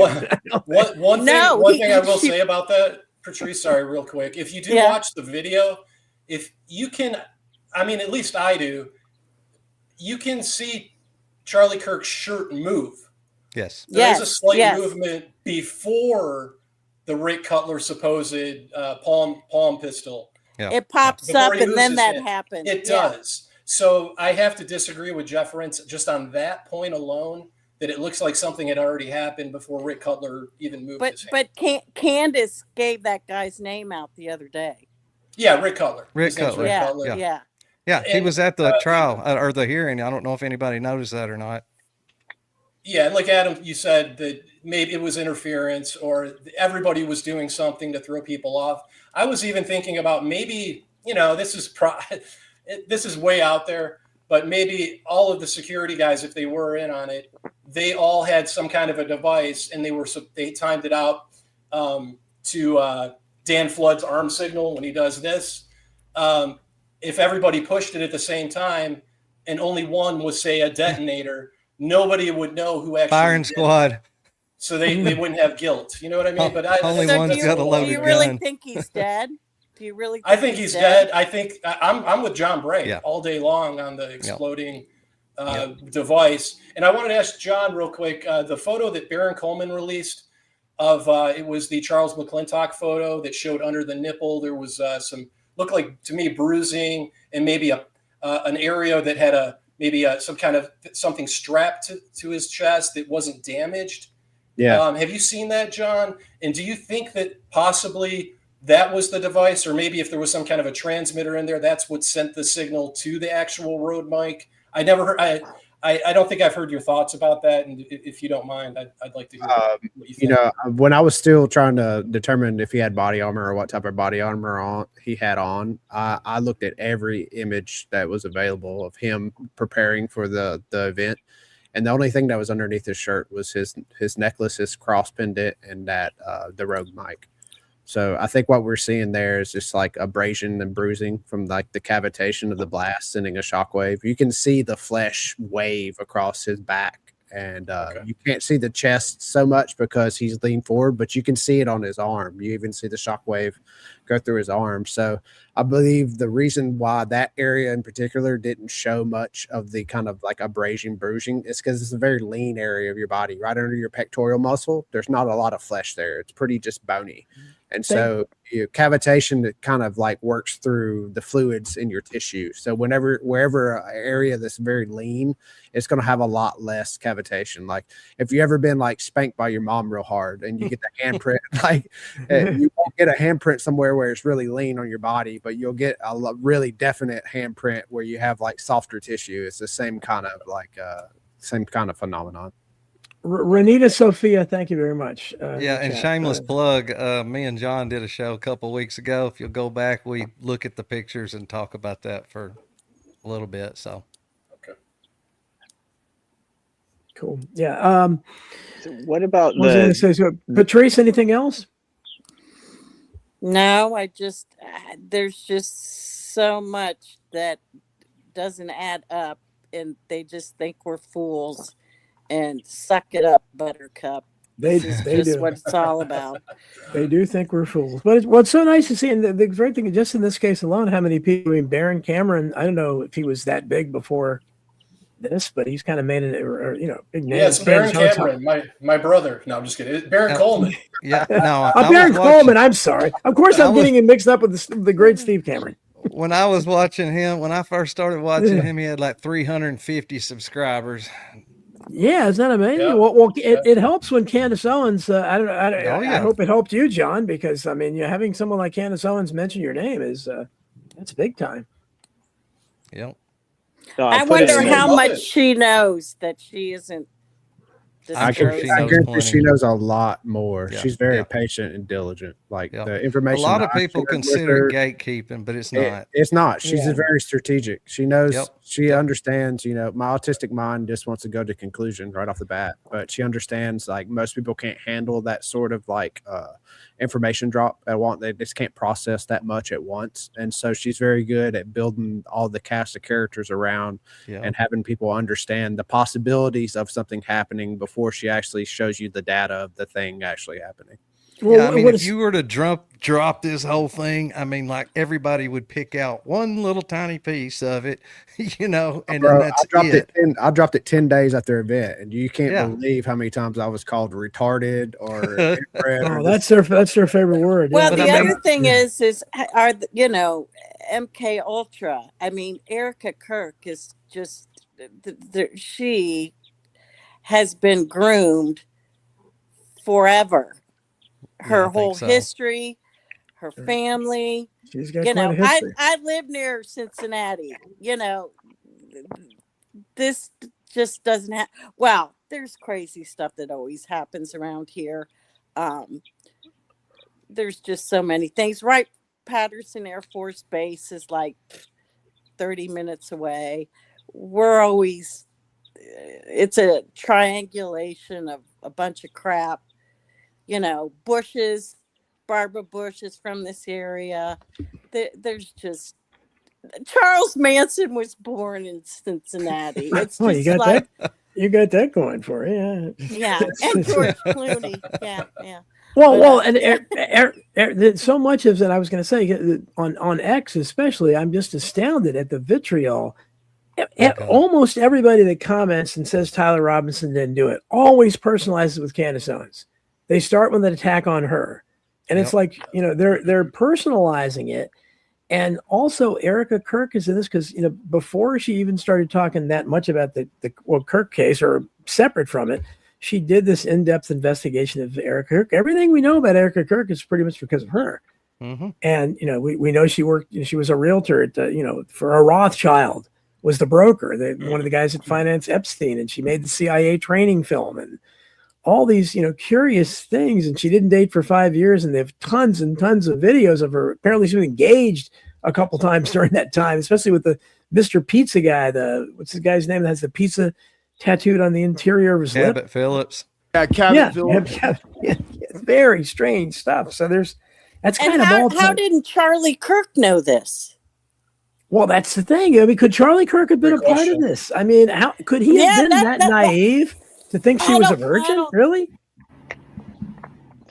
Oh, Patrice, we lost her again. I think most people agree that he was on the spectrum. To what degree? I mean, I guess, you know, is up for debate. But one of the number one things that people that they're known for is being somewhat naive.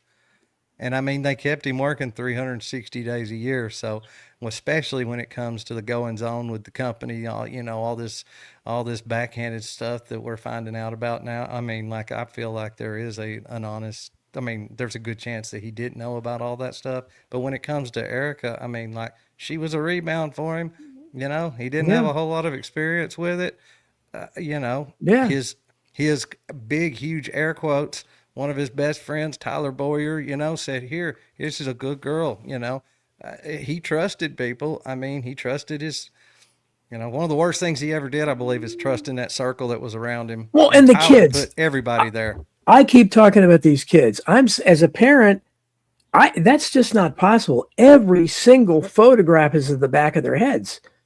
I mean, and there's no paparazzi photos. They're smiling and they're posing. Yep. Nobody does that. Who takes a picture of your little kid's back of their head? And the kids want to pose. They typically, I mean, it's bizarre. I mean, I don't know what it means, but Renita, a basic niche. Thank you very much. What can be done about we deserve better PSYOPs, so you agree with that. What can be done about the constant violation of the gag order? Who put that up on screen? I don't know. Okay, I think, it went up. Okay, I think it's in my chat. Let's see, but I didn't put it up on screen. Hey, Don, I did that because they put. Oh, okay, cool. Okay. Oh, thank you. Okay, I thought so. I thought you must have. Because I didn't think anybody else could do that. That's cool. That's cool. I'm kind of running the show backstage, Don, so I can do whatever I want. Appreciate it, Basic. Appreciate it. Yeah, man. What's up? How's everybody doing? How you doing, Bill? Good. Real quick, since I'm on, just to throw my 2 cents here, we did a show about Candace Owens, me and Twisted, man, and Candace Owens is not to be trusted in any way. I mean, she even goes up there and she says, I don't know, but I know, and that's it. And then she's selling merchandise saying, I don't know, but I know. Like, I don't know about any of this. Like, she's basically telling you she has no freaking clue what she's talking about. She's making up everything in the world, right? I mean, it's well, not everything, but there's a lot of misinformation coming out of that camp. I think it'd be beneficial for anybody looking into this case to revisit stuff that Candace Owens has said and evidence to the contrary to what she has said. A lot of her argument rests that he was never on campus. Well, there's footage of him all over the place. It's whether Billy Ray is being recruited by Turning Point USA, I think, at this point. Yes, yeah, they're paying me a lot of money. And damn, there was one other thing I wanted to. Oh, and apparently Tyler hasn't entered a plea deal. I mean, a plea. He hasn't entered a plea yet, which is incredibly suspect. If you are an innocent person, if you know that you didn't do this, right? You automatic. I mean, I would say any sane person would say, no, I didn't. Well, do this. Greg Lake, his attorney, he said he has. What's your evidence? He has not. Well, as far as what the information that's out there, so I'm not disputing what Greg said. Hey, Greg, how you doing? Very well. How are you? What I see is he has not entered a plea deal. I just looked this up, and he has not entered. Brock says that he hasn't. I did look it up. So right. I don't know how true that is. Right. You say a plea deal. But yeah, not a plea deal. I'm sorry. He has not entered a plea. My apologies. Yeah, definitely. If he enters the plea deal, then he has not entered a plea. He has not entered a plea. He has not said that he is innocent. Yeah, you have a chance to tell the court whether you think you're guilty or not guilty. I mean, otherwise, why are they proceeding? Obviously, if he were to tell the court first off, well, I'm guilty, then why would they keep going? He'd be in the electric chair by now, the way these people are. I don't know. He has not had a plea deal. People. Plea deal. But he's definitely entered a not guilty plea at his arraignment when he was in a turtle suit. Well, that's not what I'm seeing here, buddy.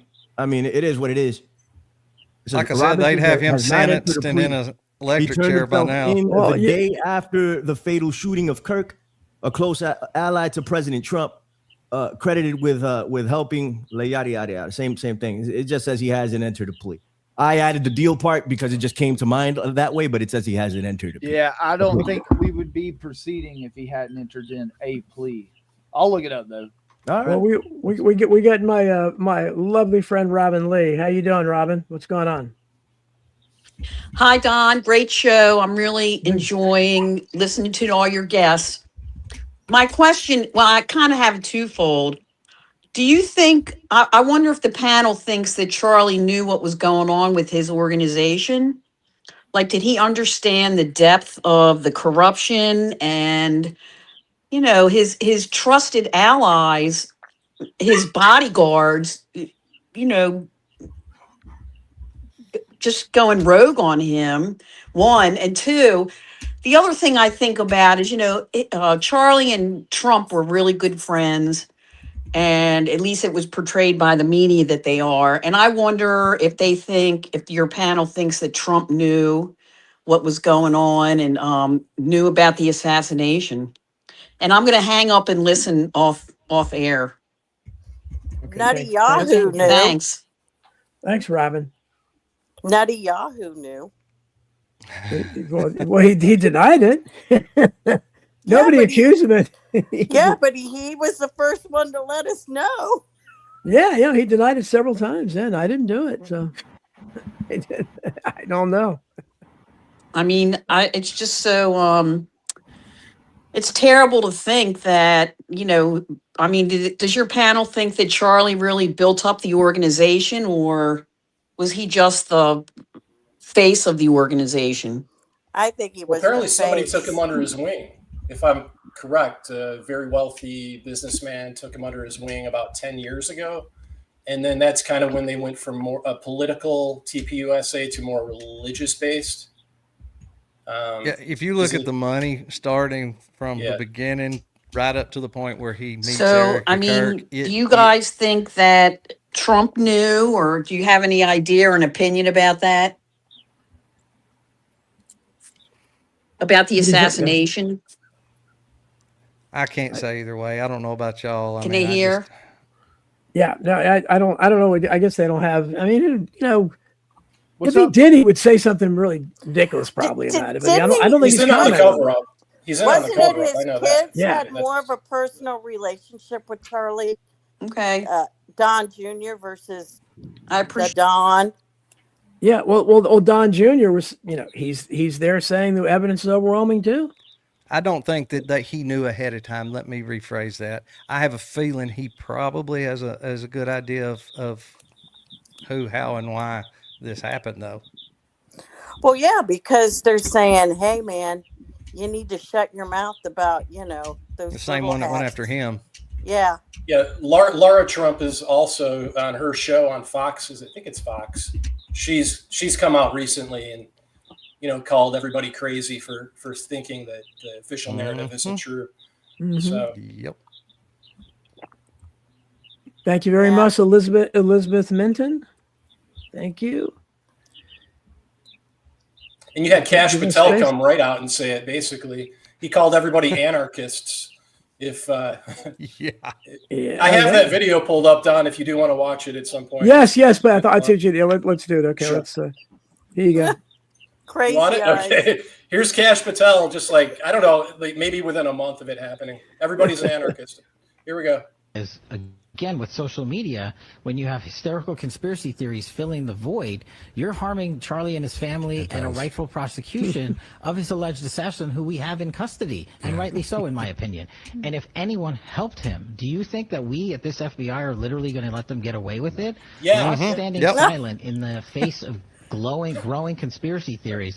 That's what we do to shut down a faulty prosecution. That's what we do to shut down a system of justice that wants to be exploited by these same anarchists. And that's what they're doing. They're bringing it to social media. They're bringing it online for clickbait, and we're not going to take it. As again with social. But in the last administration, he was like, "Don't believe anything. None of it's real." Yeah, but isn't there a conflict between the local police and the FBI in this whole thing, anyways? Oh, absolutely. Yeah, I have that. I mean, that's the thing. These trolls on X, they're like, oh, the feds have nothing to do with it, but the feds have been, their fingers have been in this like the whole time. Let me share this screen real quick, Don, just so you can see it. When they took Tyler's car, let me do a screen share. Yeah, it's right here. I mean, it's right on the on TV. Here it is, Don. Okay.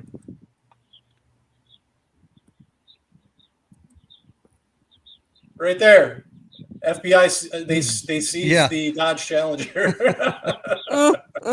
Did they seize the one with 2 exhaust pipes or 4? I don't know. Or the spoiler, the longer chin on it than I don't know. And I love the one with the bald guy driving, or Tyler. Right. That was just Blake. You know, never mind him. I would Bronx Stopper. It should have been a Starsky and Hutch car. It should have. Bronx Stopper said he had to go, but he wanted. You wanted one more point, Bronx Stopper? Yeah. So I dropped a link to a video where a couple guys reenacted like as close as they could with a 30-06 and the forelock round going through like a pig and a cow femur and a whole bunch of other stuff. That the yardage VFT? and the angle. Yeah. Where's that? Is that where's Valhalla that VFT? Yeah, the Valhalla deal. Yeah, that's like the second or third one that he's done. But the other thing I wanted to throw out real quick, like, you know, they found that 223 round, the rooftop, supposedly the rooftop behind where Tyler fired the shot from. The cop who was never identified, and the bullet that they correct, which is a really weird way to eject around, you know, out of police issued ammo, and you're not going to pick it back up and all this other stuff. But so if you're running a 223 round out of a 16-inch barrel, a 300-yard shot could keyhole, which could explain that entry wound and hitting the spinal cord and stuff like that. But I've never believed the 30-06 deal, and that's like my biggest hang up until they can get some ballistic proof that I believe at all. The rest of it doesn't matter to me. So that is very true, but the only thing that I see that could not happen is the shirt doing all the funky movements and all of that happening before a wound appears. Prior. Right, Yeah. and that's what I've only seen, like, people play the video on YouTube. Like, I don't have any software to be able to slow it down and watch it myself, so I don't really know all of that. Go check out Jon Bray on X. If you're on I know, X, that's what I'm definitely going to have to get on there and check John's video out. But, like, I've seen several, I've seen the kinetic energy dump that can ripple like that, but the timing would be the one thing, and I haven't been able to close enough to examine that myself. So. Yeah, for it to be a bullet, you would have to have the wound and then all that stuff happen, but it's right backwards. Correct, John? I mean, have you ever seen any of those videos that make it look like there's a wound first? No, the shirt is the very first movement. The shirt on the opposite side of his body. You know what I mean? Like, it's like that that guy posted. If they told us that a bullet hit the microphone, like, I would believe everything a lot more. You know, that's the only thing that could explain all the crazy movement on the right side and have a wound on his like a medium velocity kind of blunt impact wound on the left side of his neck is if something struck the microphone and caused the shrapnel, caused the movement. But outside of that, it's real hard to believe that it's a straight up 10-degree down, 30-06 impact from, a little less than 150 yards away. That's a hard call. All right. Thank you, guys. Got to jump off. All right. See you. Okay. Thanks, Brock. Appreciate it. Yeah, I'm looking at the chat. So what are we? I mean, do they think when Billy Ray was on here, I was going to say he's going to be happy because if somehow Tyler Robinson is exonerated, it would be the first high profile, someone accused of assassination or anything like that has ever been acquitted. There's a foregone conclusion. They're always convicted. Somebody was saying, if he pleads not guilty in the chat, do you think the jury would acquit him? I don't think there's any chance the jury's going to acquit him no matter what. What do you guys think? But we got to make sure he makes it to trial. Yeah, first.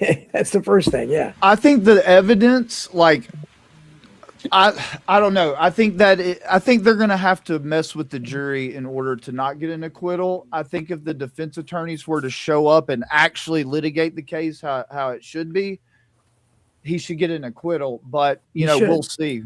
Yeah, we'll see. I think they should be able to show those text messages aren't authentic. I don't think it's going to go anywhere. I think he's going to commit suicide or some crazy thing like that. Well, if he does it, it'll just, I mean, nothing ever happens because Americans never reach a tipping point, but that'll just continue to exacerbate the divide because basically the country is divided so many ways, but they're divided on stuff like this. I mean, most people, there are more people that will be watching this discussion and think we should all be in a padded room somewhere. They think we're nuts. Well, they can all fly a kite. Yeah. But that's the problem is they're not open to this, and they think that saying overwhelming enough times and saying he confessed to me, even though there's apparently no evidence that he did confess, and that's and his transgender roommate testifying against him and saying he said these things, which is hearsay. I mean, that's their idea of evidence because the media is saying it and the FBI is saying it, and you guys know the history of the FBI. I mean, why would anybody trust the FBI at this point? Yeah, but what you're saying, here we go again. No one's allowed to question anything. Yeah. We're allowed to question anything all the time, every day. Of course. Muppet, are you still there? Yeah, man, I'm still here. Can I ask you a quick question? I saw something recently because you guys just mentioned Lance Twiggs, the furry roommate. I saw somebody had posted an Instagram post and he had like 5 cell phones in front of him. You know what I'm talking about? Yeah, I do. Yeah. What was the context of that? I think he had made the post like in 2022. So I mean, does that show he has skills in using several phones to quite possibly. During the X Spaces that we did last night, we were narrowing down on the David Hull testimony that he gave, and we were actually watching the video again of Tyler coming across the car park through the tunnel up into the big car park. And when he stops there, it actually looks like he's on the phone, but he also has a second phone in his pocket. And then he stacks that phone on top of that one and walks off. So we do suspect that he has a burner phone on him. And he's definitely... Wasn't there also missing footage? Didn't they like cut out like a minute of footage of him standing at the top of the stairs? So we can't see. Yes, there's a big jump cut. Or if somebody comes and talks to him. Because when he's walking around that parking lot in the stairway, it looks like he's looking for somebody. Like he definitely does gesture to somebody. Yeah, we pulled that up and we focused down on that. And he gestures to somebody. He looks in that direction. He gives a hand gesture and then goes back up the stairs. But then he turns back again and he looks at them again. So we're pretty confident that he's acknowledging somebody that he either knows or has called out to him. Right. Probably reminding him to limp. You forgot to limp. Keep limping. There's the CCTV footage, TV footage at the parking lot where you see, I don't know if it's Tyler Robinson, but it's a Dodge Challenger. He pulls out and the car comes, I guess it was a Lexus that pulls right behind him. And then another car comes and circles around and gets behind them. And they all three leave at the same time together. Yeah, there's a white SUV that seems to be tracking him around the campus and has interactions with him. So with this timeline that they've put out, where we picked a lot of holes in it, especially last night. It's where, I don't know, there's a lot of, we've got like 5 different suspects that they're claiming all to be Tyler. And they look completely different. And I'm just amazed that they didn't show one clear headshot of him on campus to prove that he's there and just to get the probable cause over the line. And Blake said that he communicated with a member of TPUSA, but he refused to name who that member of TPUSA That's was. probably who he was looking for or acknowledging at the stairwell. Just saying. Yeah. If you would look at the way Blake explained that, he goes, I know the person that Tyler spoke to, and I know he didn't do anything wrong. I'm like, well, unless it's you, how do you know that? I would say it was. That's just my look. That's allegedly. Totally spit. And then I think I missed this question earlier from Renita Sophia. It says, what can be done about the constant violation of the gag order? Erica's under gag order. I'm sure others at TPUSA are as well. What can we do? Is that true? What's up with that? As far as I'm aware, it's only the attorney that will get a reprimand, and then it's up to him to rein his client in. You heard what the defense had to say about her, the way she was doing, throughout that hearing. Going out and basically lying about what was shown and so she doesn't seem to be under kind of gag order, right? I mean, she's certainly not under any dabbing her eyes order. I mean, she's front and center doing that still. I mean, pretty sure everybody that could be called for potentially as a witness or any of that was supposed to have been under gag order. Right, she's theoretically a party now that she's entered that appearance. Exactly. Yeah. Victims representative. So she's absolutely subject to it. I mean, what can be done about it? The defense has tried to do something about it, right? Yeah, but the state's behind her. But it just judge could sanction her, her directly. Oh God! Imagine what they would say if they did that. I mean, you heard what the defense said that she acts like the that the prosecution is her personal attorney. She does. Yeah. Exactly. That's right. They had that thing where and of course that guy was raked over the coals for, I can't believe how he treated Erica Kirk and what he did to the widow, the perpetual widow here that nobody can criticize. It's something else. I've never seen anything like this before. Renita wants to know who is the Candace hater. That's my producer Billy Ray Valentine, who stepped in for a minute to give us an alternative view. Well, what about the fact that they cemented up the actual crime scene? Yeah. I mean, 4 days after. Yeah. Like, and on a Sunday in Utah. Yeah, and no one's in trouble. That's what you call. Yeah, we dug into that one with Daniel Merrill. Well, I mean, according to the contractor, that came from literally the governor and the FBI, and neither one of them has come out, I don't think, refuting that, have they? No. That's what you call spoliation of evidence. To the extent it got rid of exculpatory evidence for Tyler Robinson, it's theoretically a violation of his due process rights. Well, yeah, because you're allowed to visit the crime scene. Yeah, I mean, juries will go to a crime scene sometimes. Yeah. Not Especially that in one. big cases. Yeah. And it was all. They actually had two contractors on that. They had a government contractor remove the grass and the soil, and 10 inches soil, which was really sketchy. And then they contacted Daniel Merrill from Hardscapes, Utah on a Sunday, and told him that we have an emergency paving job to do. I got a paver emergency. Yeah, which he thought was weird. And he couldn't get his normal crew together, so he used some of his Mormon mates from his church to go and help him. And it was just... That's reminiscent of the state of New York selling off all the ground. Yeah, the steel out of the World Trade Center. Get rid of the evidence. Sell it. Give it to China. I think they just gave it to him. Or very, like, it was very much like that. Yeah. I bet it was Acme. Like every other time. And they actually worked into the night too to get that done. I've got photos of them working at night, still doing it. Dark, yeah.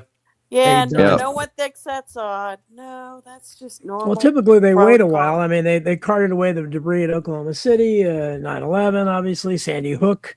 All that was destroyed and taken away. But this was, again, right away, within days.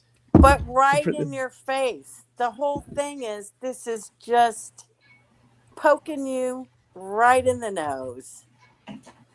Hey, Don, do you want to address Renita's? I don't know what she wanted, but she's saying that I owe her $4.99. Yeah, I don't know what she was saying. 'Cause I guess she got discombobulated when you came in and started bad mouthing Candace Owens. I don't know. I'm not sure. The truth hurts sometimes. I appreciate it, Renita. I don't know. I didn't bad mouth her. No, I know that was me. Don has nothing. Don loves Candace. I love her. I do. Completely different. I'm so $4.99. Put up what it is you wanted the panel to discuss, and they'll do it. Yeah. Well, what we did, we asked her because she wanted to know about the gag order, and it's if Erica Kirk is under a gag order, it doesn't seem like she's that gagged. I don't know. I mean, she's definitely not acting like it, huh? She doesn't seem like she's. I don't know how gagged she is, but. Well, we got a few minutes left, but I want to give everybody. We got quite a horn to go around here, so I want to make sure everybody gets Muppet Masher again. Thanks so much for fun. Coming here. Thank you for the getting opportunity. up so early. Well, that's fantastic. So, do you plan to do any more? Or you're active in these spaces? So you try to. I am. I've noticed there's a big propaganda push that's happened since the end of the preliminary hearing, and all the Zionists are out pushing their agenda. So for the next 5 weeks, I'm going to be very active, just to push back against their narrative, so they just can't flood the zone with impunity. Well, that's great. That was wonderful. What you did. And you kept. And who was chiming in with you? There was somebody else that was saying. That was Diligent. That was Diligent Dennison. Yeah, okay. yeah. He does great work. And then. Yeah, we were trying to lead him up to the actual SUV pictures with the bloody brown paper bags in the back of the car with Nate Walker's name on them. Yep, Nate Walker. That's where I was trying to lead him on to find out exactly what store they'd gone to and when they'd gone there. And I got cut off and I didn't get to finish off the question. So I'd like a round 2 with Blake if I can manage to wrangle that. I can't imagine. He probably should really reconsider. And what Candace Owens said about him, I think, is right. He doesn't. He comes off as nervous, or he just, he was really outmatched there. I mean, it just sounded so stupid to say I was somewhere. He's full of answers, but they're always the same basic. How am I supposed to remember where it was a I strange can't place? remember. I don't remember. How It should just I sounded remember? like a little lying child. It's like, Yeah, I exactly. mean, again, just imagine that. Well, of course, I don't know how he would be cross-examined, what he's really testifying to, but he would not make a good witness because you ate him up. We were in the SUV parked, and I can't remember who was driving it, but I remember sitting can't there. remember who I was sitting next to. Can't remember where I went. Right. Well, why did you just go to the university and kill time there? I mean, where was he? Went somewhere that he couldn't remember in between, and Doesn't know what town he stayed in, and then he didn't remember what hotel he stayed in. It's like I said on my stream the other night. Like, look, I've worked for companies where I had to spend a lot of time on the road, and you know what? Sometimes it was different, but they had set a few hotels that they preferred using, whether it's because the rates, because they got a deal, or what. I mean, like, I'm sure there's a handful of rooms that they usually, or a handful of hotels they usually use when they're staying on the road.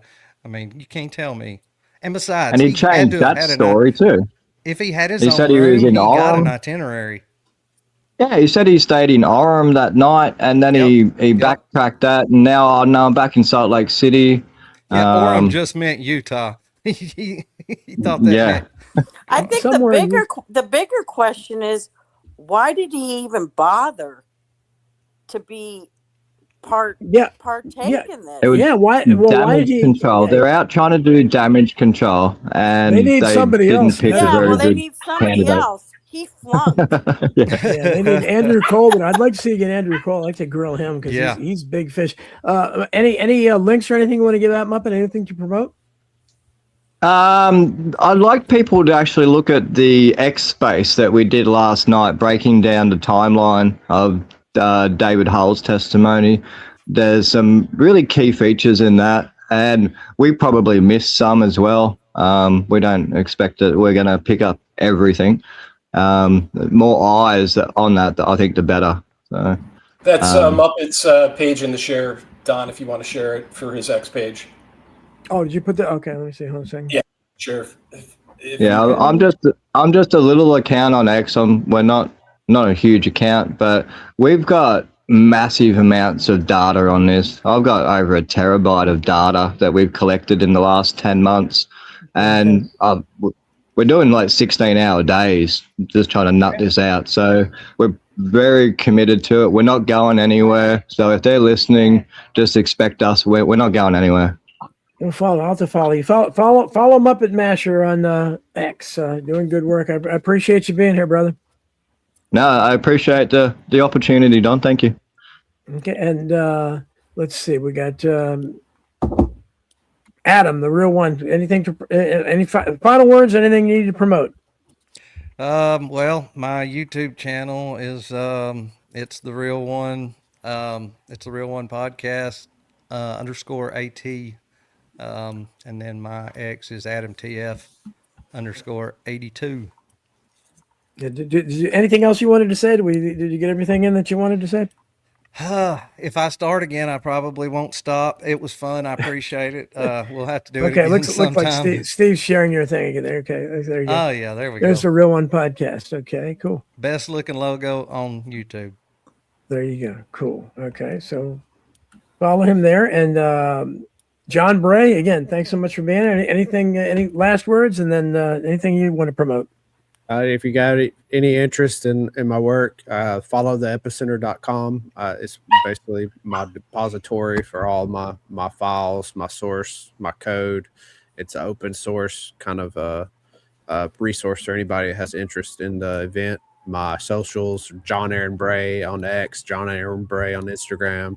I post a lot on X. It's kind of front runs my information. Once my more analytical, polished stuff ends up on Follow the Epicenter. So if you want a quick rundown, X is the place to see the most recent work that I've done. I put up his page if you want to show. Okay. I'm waiting for it. Okay, there you go. And there's a lot of it. He has done a ton. Yes. There you go, John. Yeah, fantastic.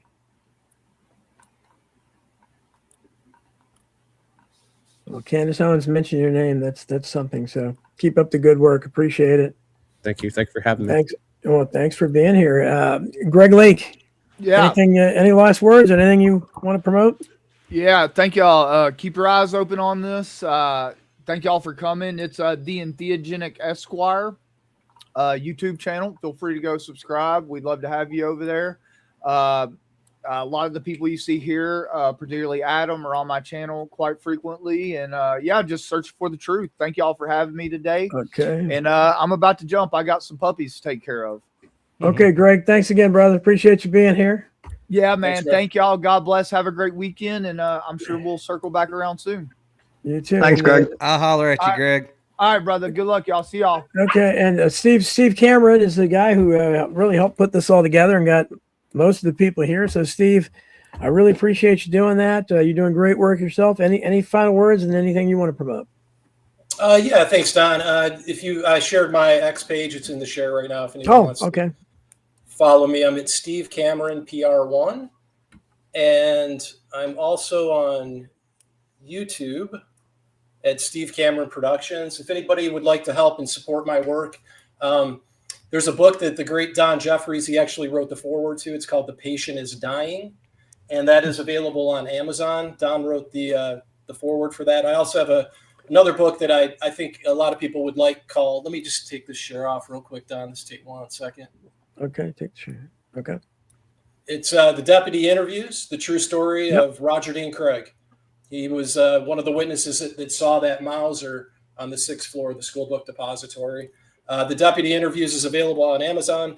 I'm also working on an Oswald book called Frame Up, and I'm hoping to have that done by the end of summer. It's been taking me forever, but I hope to have that done completed by the end of August. You're a busy man. Thank you, Debbie Smith. Thanks, Angel Blue, for the sweet words. Anyhow, thanks, everybody. It's been a great show. I appreciate everybody's knowledge and expertise, and let's hope that we'll try to do another 1 or 2 of these before the trial comes up, and we'll let's hope justice be done, though the heavens may fall. Isn't that what JFK starts out with, a line from Shakespeare that Garrison said? So maybe we can finally get some justice. Thanks, everybody. Thanks, everybody. Thanks for the tips. Yes. Thanks, everybody in the chat. Appreciate Absolutely. it. Thank you. Talk to y'all next week. Same time. Take care. Thank you. Cheers. Bye. See you next week on iPro.